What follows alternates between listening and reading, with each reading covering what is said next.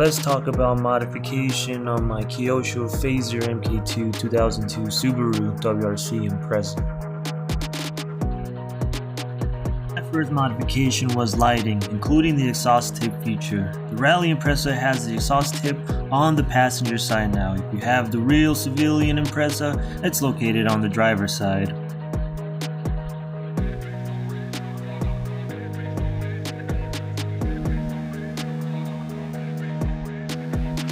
Now let's talk about them cooling vents. One of my favorite things on engine vehicles. I cut all the sticker vents out because it just doesn't give it a scale look, and scale is everything. Now you can order vent mesh from a hobby store or online for an overpriced piece, or do what I did. Go to Home Depot or Lowe's and get some window mesh and get a much bigger piece, a roll of it basically. About the same price of that tiny piece that you would get online. The only mesh piece you'll need is just the bumper vent, and I mean, it just gives it a much better look than just having a sticker on it.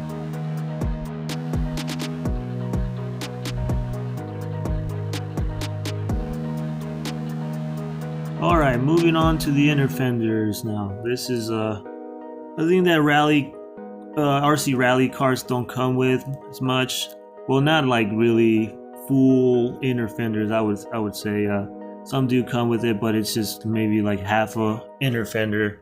But I got these out of a muffin case, of a pack of 4. They have the perfect shape to them. You just gotta cut them out, try to figure out what's rubbing and what's gonna get in the way. It took me a while. It took me 2 tries, 2 muffin cases, but at the end it was completely worth it. It's durable, it's light, it's a very thin material, and it just gives it a much more solid look. The body is not a hollow looking, you can't see right through it, light buckets and all the electronics. You just want it kind of all, you know, you want that depth in those wheels, and it just looks great.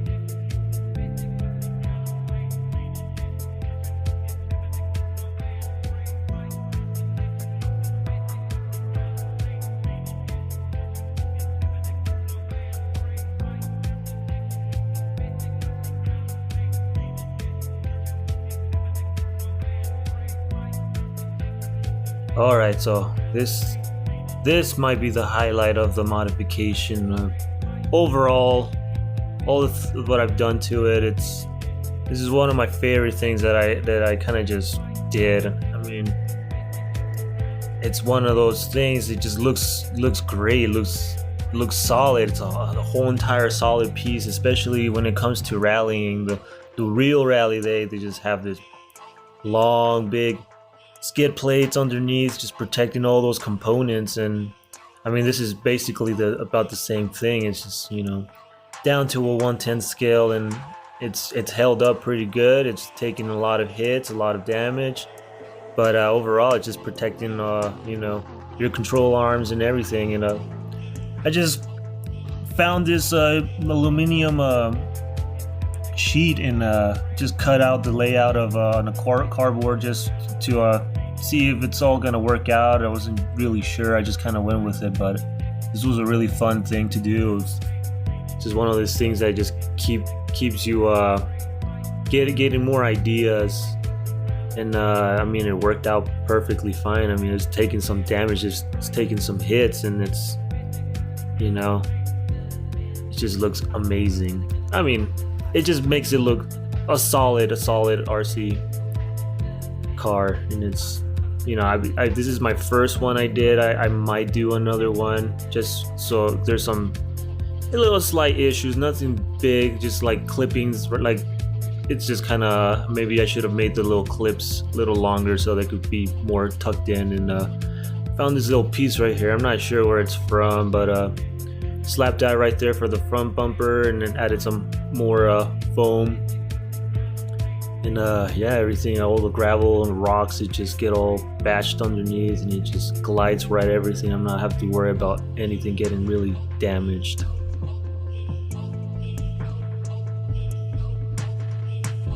Alright, so now let's move on to the inside.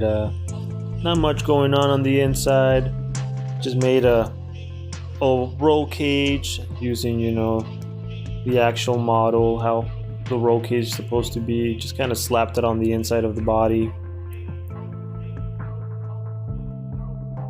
Alright, so the inside is basically just a bunch of wires for the LEDs.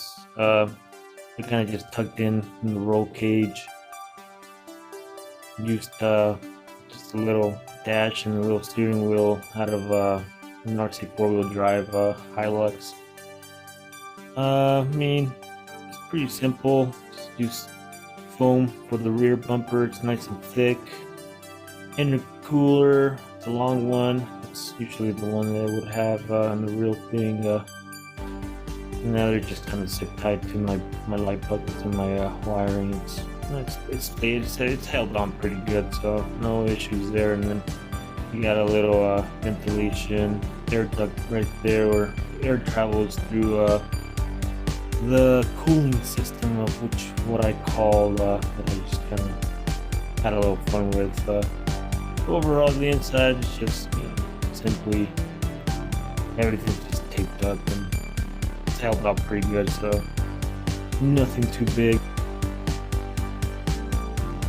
Now the lighting system is Mitric RC. It's their backfire little module there. It's great, I love it. It's usually used for the drift cars, but why not use it on the rally? Now moving around the chassis, I've just installed a bunch of foam. Keeps the body from wobbling. It's nice and tucked underneath the skid plates. Front bumper, it's a little thinner, but just more for keeping it from wobbling around. It's held up pretty good. It just makes it look good because when you're hitting rocks, the body's just wobbling all over the place. And here's my cooling system. It's not necessary, but I thought it was kind of a fun thing to do. Just kind of an intake. Sucks all the air into the electronics. Keeps it nice and cool after a good while of driving it around, and I don't know. It's more just kind of a fun thing to do. Not really necessary, but I had fun making it. And then around the dirt protector, gravel protector, I just added some weather strips. Just keep the bigger rocks from getting inside. Still gonna get dusty if you're just running it in dirt, but mainly the bigger rocks and gravel, there's nothing really going inside the chassis, which is nice. Makes it easier to clean up and bring out a bunch of gravel. Electronic wise, it's I just kind of added a capsule motor in there. Got some cooling fans on the motor and the ESC. Keeps it nice and cool. Keeps it from overheating. This thing called SAS, and of course I did the drive shaft upgrade, the aluminum. When it comes stock, it's just plastic. Plastic bends a lot, so you don't really get a. Now this right here.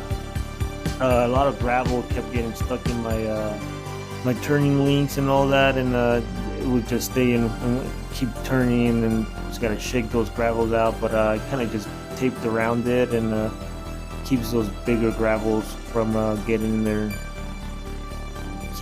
getting your wheels stuck at a turn, and it's worked perfectly fine. That was one of the big issues that when I first started ripping this thing around.